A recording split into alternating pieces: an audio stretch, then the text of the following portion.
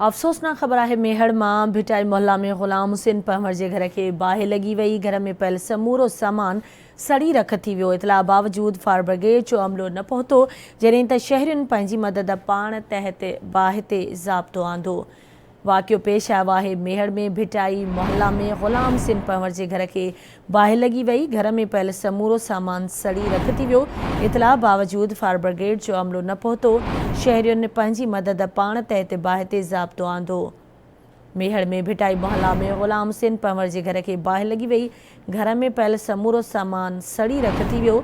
इतला बावजूद fire brigade जो अमलो न पहुतो, शहरियुनि पंहिंजी मदद पाण तहत बाहि ते ज़ाब्तो आंदो। मेहड़ में भिटाई मोहल्ला में ग़ुलाम हुसैन पंवर के घर के बाहि लगी वही। घर में पयल समूरो सामान सड़ी वियो। इतला बावजूद फायर ब्रिगेड अमलो न पहुतो, शहरियुनि पंहिंजी मदद पाण तहत बाहि ते ज़ाब्तो आंदो।